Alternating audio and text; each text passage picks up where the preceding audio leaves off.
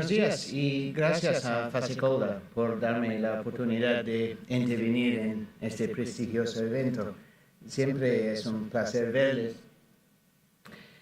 Empecé a trabajar en la responsabilidad por cambio climático hace 7 años, cuando mis clientes aseguradores empezaron a recibir notificaciones de nuevos casos inusuales en Estados Unidos.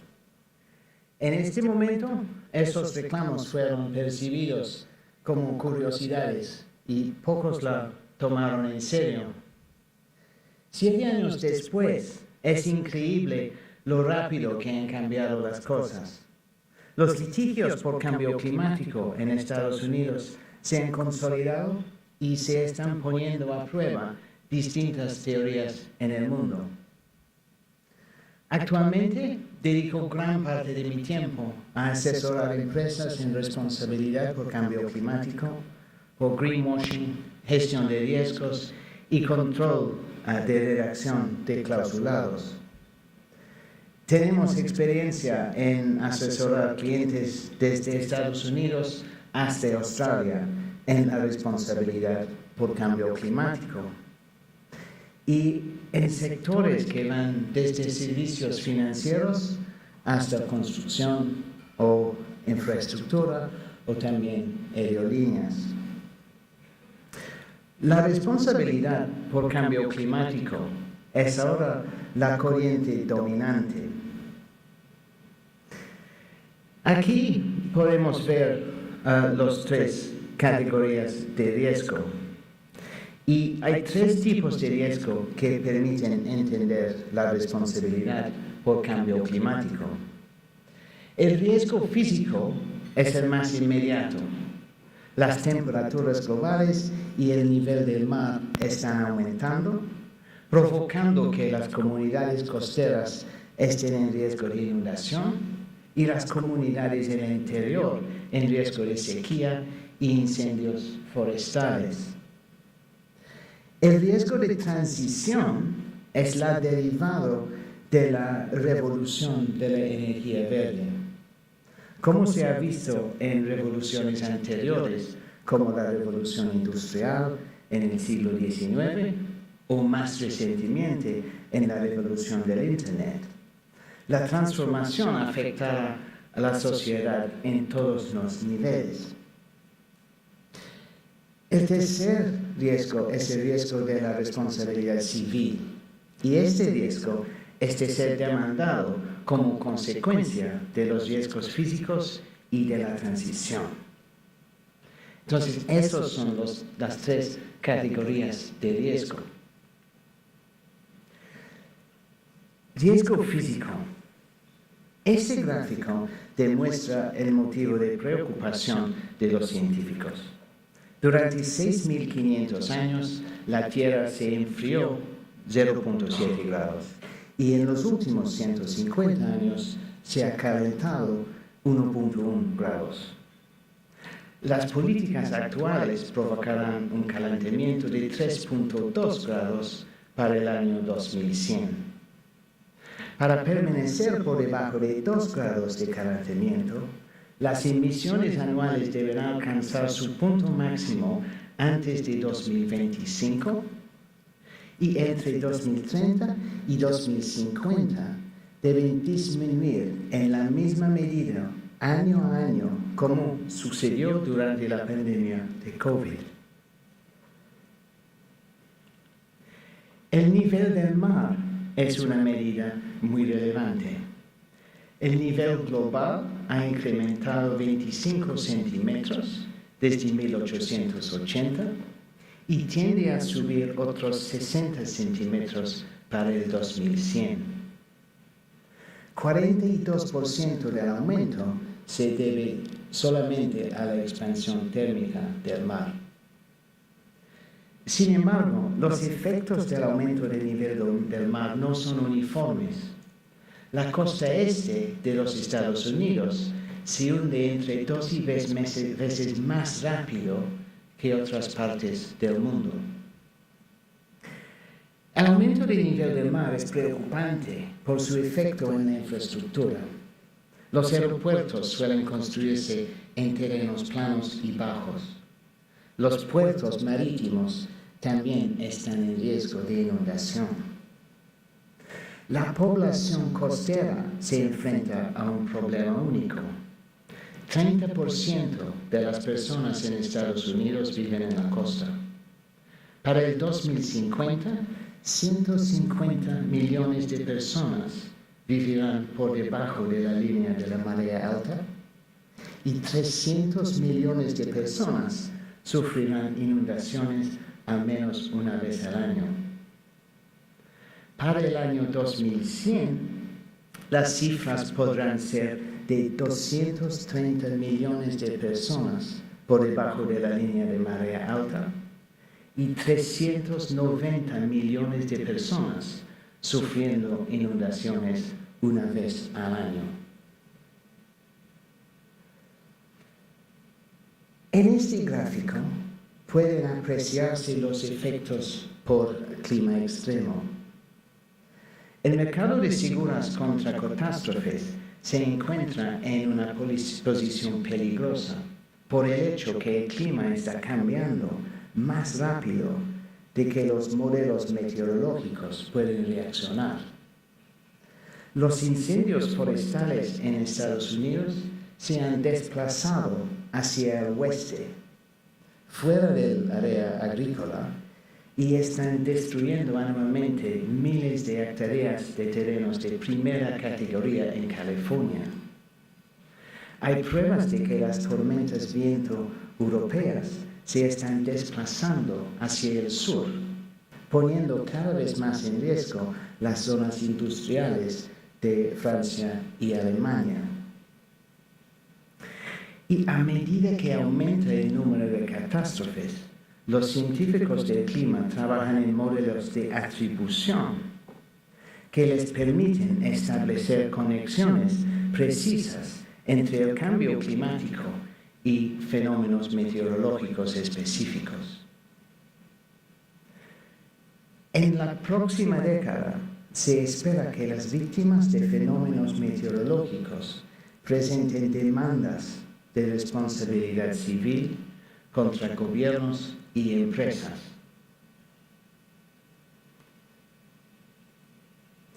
Este diagrama evidencia algunos de los efectos secundarios del riesgo físico. Empezando por el centro, con los activos recursos físicos, vemos los efectos de catástrofes más frecuentes. Valiosos bienes inmuebles se perderán en el mar. Las tierras agrícolas fértiles se volverán incultivables. El cambio en el valor de la tierra se percibirá en toda la economía. Existe un efecto relacionado sobre los sistemas alimentarios y la capacidad de alimentar a la creciente población mundial. 2 grados de calentamiento promedio deberían aumentar el rendimiento mundial del trigo en un 2%. Pero el efecto no es uniforme. Europa disfrutará de mayores rendimientos, mientras que el rendimiento africano disminuye en más de un 15%. Y las tormentas amenazan las cosechas en todas partes. Los cambios en los patrones actuales de biodiversidad causados por el aumento de las temperaturas son un motivo grave de preocupación. También hay riesgos para infraestructura, puentes, puertos, aeropuertos, generación eléctrica, distribución de agua, incluso edificios y carreteras. Al ser las mejoras en la infraestructura caras y poco atractivas, los políticos rara vez quieren invertir en ellas hasta después del desastre o del siniestro. Prevemos que las cadenas de suministro se verán cada vez más perjudicadas por la falta de infraestructura resistente. Más adelante veremos que está presentando una oleada de litigios por lesiones corporales. En varios casos presentados antes del Tribunal Europeo de Derechos Humanos, los demandantes piden reparación por estrés térmico y ansiedad. El gobierno australiano ha sido declarado responsable de indemnizar a los pueblos indígenas, cuyo modo de vida se ve amenazado por las inundaciones. Por último, el efecto del cambio climático en los recursos naturales merece una consideración aparte. Es probable que el ciclo de inundaciones forestales, sequías y posible hambruna provoque migraciones mundiales sin precedentes. Y por estas razones, el riesgo físico es un fenómeno complejo, con un gran potencial para crear responsabilidad civil. Ahora pasamos al segundo tipo de riesgo climático, que es el de la transición. El riesgo de transición empieza por la energía, por eso la foto que están viendo. Pero al igual que el riesgo físico, tiene varias dimensiones. El punto más importante de entender sobre el riesgo de transición es que se deriva de la velocidad del cambio. Como muestra este gráfico, cuanto más se retrase la transición a la economía de energía limpia, más drástica será la transición. Si se hubiera empezado alrededor del año 2000, la transición podría haber sido más gradual. Pero cada año que pasa, los objetivos se hacen más difíciles de alcanzar y la respuesta política se hace más agresiva. Sin embargo, al igual que ocurre con la temperatura global, la apariencia de una curva de transición tranquila puede ser engañosa. Lo único que podemos decir con certeza sobre la transición es que será turbulenta. Por cada paso hacia adelante, habría algunos movimientos hacia los lados y otros hacia atrás. Un ejemplo de ello es el creciente movimiento anti-ASH en los Estados Unidos.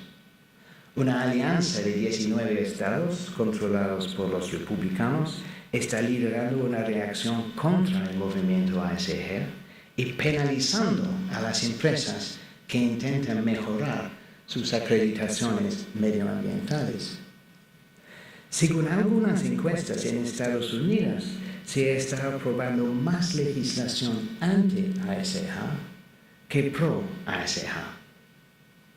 Además, se han presentado 3 importantes demandas contra fondos de inversión, a los que se acusa de dar prioridad a los objetivos medioambientales frente a la rentabilidad de los accionistas. Los anti-ASH son un movimiento retrógrado. Sin embargo, los litigios sobre el cambio climático en Estados Unidos tienden a ir directamente en contra de la política presidencial. Si los demócratas ganan el segundo mandato, esperamos ver mucho más litigios anti-ASH en las cortes, y es otro riesgo importante de transición. Si desglosamos el riesgo de transición, podemos ver la magnitud de esa complejidad.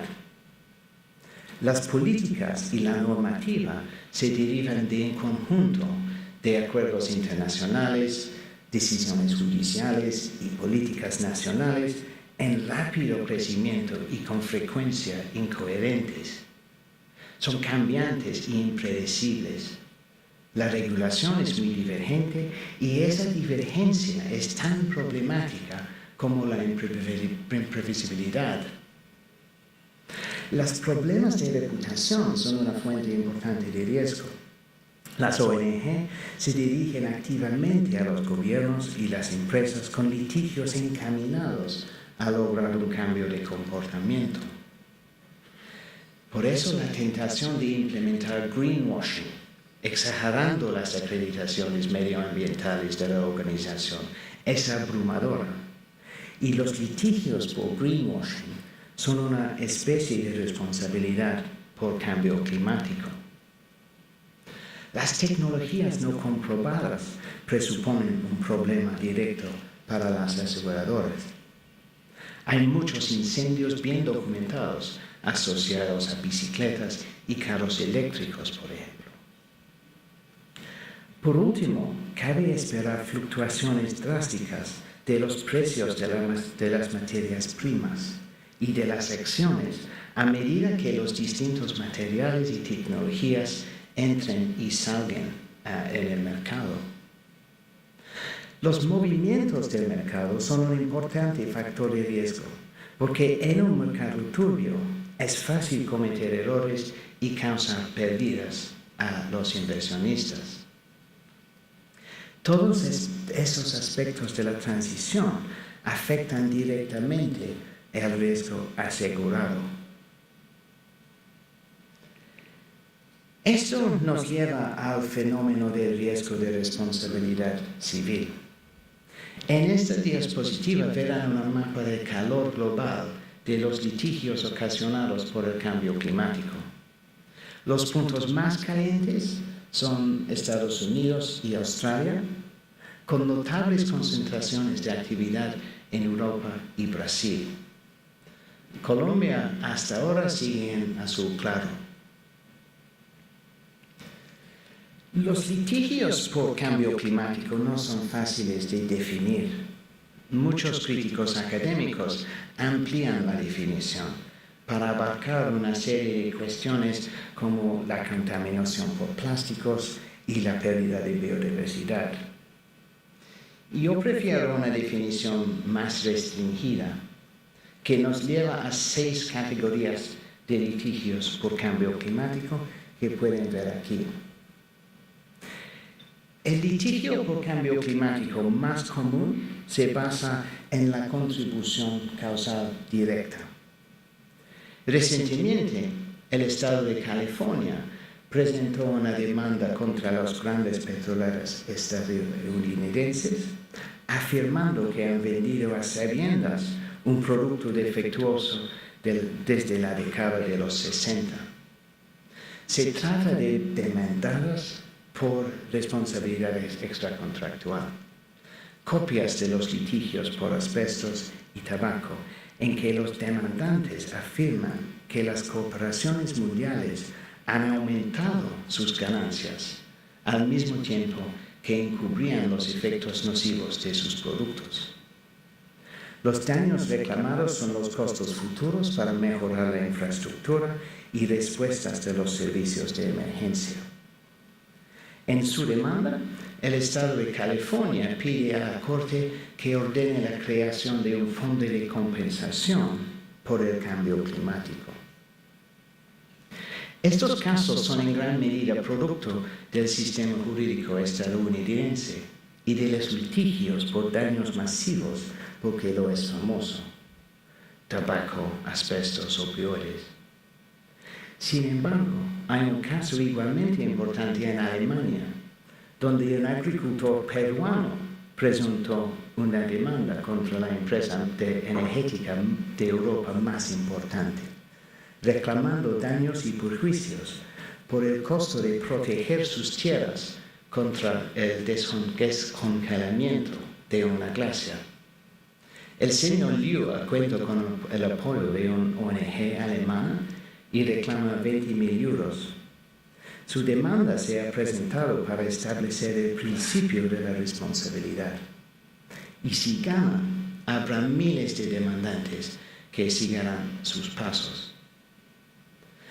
Las reclamaciones por contribución causal indirecta se dirigen contra instituciones educativas y financieras, basándose en el argumento de que su inversión intelectual y financiera facilita las actividades contaminantes. Hay un caso importante en curso contra el Commonwealth Bank de Australia, en el que un demandante ha criticado la cartera de inversiones del banco. Las aseguradoras deben ser conscientes del riesgo de que ellas mismas se conviertan en blanco de estos litigios. Las demandas sobre derechos fundamentales son quizás el mayor riesgo de responsabilidad. Hay 12 casos en curso ante el Tribunal Europeo de Derechos Humanos, 8 ante la Corte Interamericana de Derechos Humanos y 1 ante la Corte Internacional de Justicia. Con toda seguridad, los tribunales internacionales confirmarán que el cambio climático constituye una vulneración de derechos básicos. Probablemente el derecho a la vida familiar, los derechos de los indígenas, la no discriminación de las generaciones futuras y posiblemente incluso el derecho a la vida. A diferencia de los litigios de responsabilidad civil en Estados Unidos, las demandas de derechos humanos pueden extenderse rápida y uniformemente por todo el mundo. Países como Colombia, con una sólida jurisprudencia constitucional, están especialmente expuestos a este tipo de litigios. Las reclamaciones de derechos humanos también pueden afectar a empresas privadas.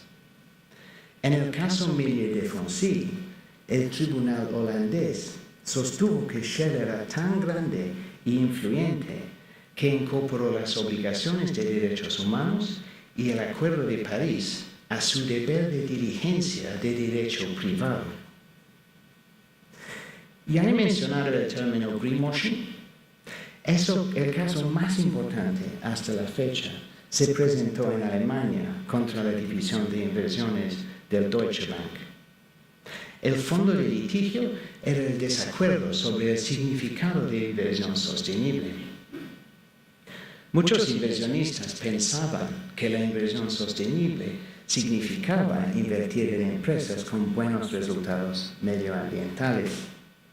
Sin embargo, la definición de inversión sostenible de Deutsche Bank era aquella que sobreviviría la transición, no necesariamente una fuerza para el bien, sino la última rata que quedaba en el barco que se hundía.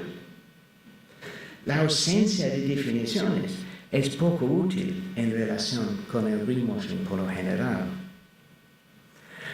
Hoy no hablaré mucho de la preparación negligente, pero algunos de ustedes recordarán la tormenta de hielo de Texas el año pasado, en la que falló la red eléctrica, o los incendios forestales de California, que son la fuente de miles de millones de dólares en litigios contra la empresa energética PG&E.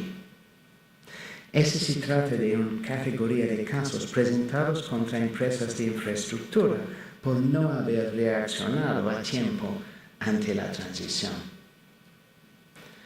Por último, aumentan los casos de incumplimiento de deberes contra directivos.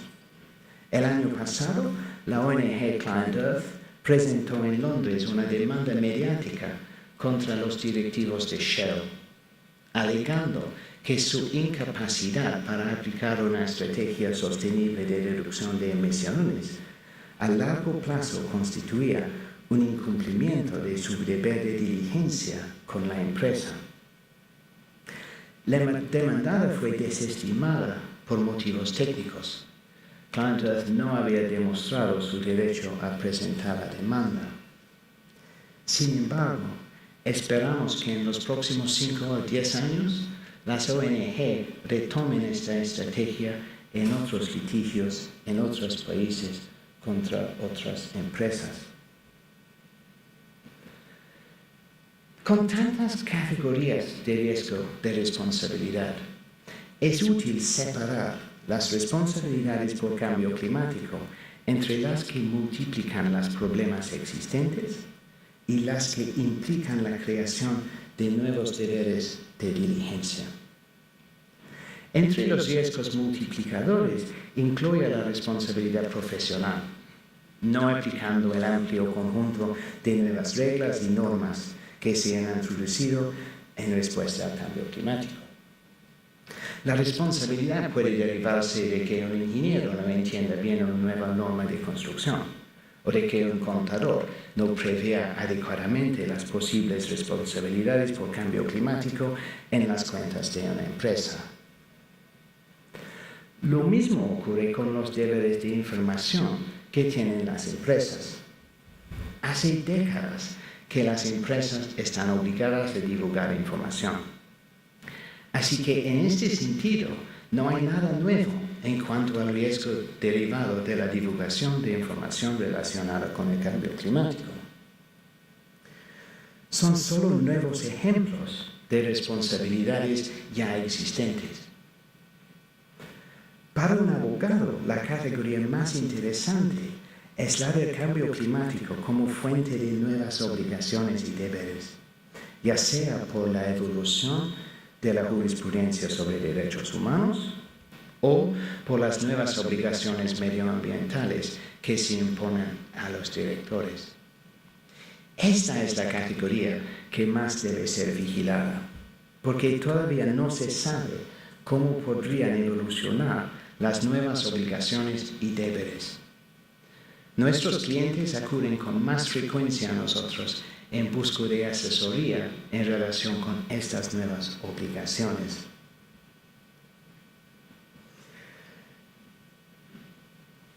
Así finaliza esta muy amplia introducción. ¿Cómo debemos prepararnos para el riesgo generado por el cambio climático? En primer lugar, hay que mantenerse informado no solo de la evolución en Colombia, sino en todo el mundo. La jurisprudencia en materia de derechos humanos es el área de desarrollo más emocionante y sus efectos son predominantemente globales. Es probable que las normas reglamentarias impuestas en Estados Unidos y la Unión Europea se sigan en otros lugares o incluso se hagan directamente aplicables, como la propuesta de la Unión Europea de un impuesto estándar internacional sobre el carbono en las importaciones. Clyden Co. ofrece un servicio de suscripción para mantener a nuestros clientes al día en todo el mundo, que incluye un boletín trimestral y alertas en tiempo real de los anuncios y decisiones más importantes. En segundo lugar, concientizar a todos los niveles de la organización. Todo el mundo debe tener un conocimiento básico del riesgo por cambio climático, incluidos los suscriptores, los actuarios, equipos jurídicos y de siniestros. Algunas de las sesiones de formación que organizamos con más éxito incluyen el análisis de diferentes escenarios. Reunimos a un grupo de ejecutivos, les explicamos algunos escenarios plausibles y les pedimos que piensen en cómo podría verse afectado su propio negocio. En tercer lugar, evaluar las exposiciones multiplicadoras con los suscriptores y actuarios. En 2021 participamos en un ejercicio con el Banco de Inglaterra que pidió a los mayores aseguradores de Londres evaluar su exposición financiera a escenarios de responsabilidad por cambio climático. Gran parte del trabajo era actuarial. Por ejemplo, si una aseguradora tenía una amplia cartera de seguros de responsabilidad civil profesional en el sector de construcción, teníamos que preguntarnos si el creciente número de normas de construcción podría aumentar el riesgo de siniestros y, en caso afirmativo, los niveles de reservas que podría ser necesario mantener. Ahora el tema de las reservas por cambio climático es una especialización muy importante. En cuarto lugar, hay que prestar atención a la redacción. Las violaciones de derechos fundamentales están amparadas, aseguran los daños por cambio climático que se remontan a 150 años atrás. ¿Qué dicen sus pólizas sobre los actos deliberados? Estamos trabajando mucho con las aseguradoras y reaseguradoras en la redacción de las pólizas. Por último, es necesario no perder de vista los reaseguros. El mercado se está estrechando y están empezando a aparecer exclusiones que pronto podrían aparecer en las pólizas directas. Esto es todo, así que muchas gracias por su atención y no duden en ponerse en contacto si tienen alguna pregunta. Muchas gracias.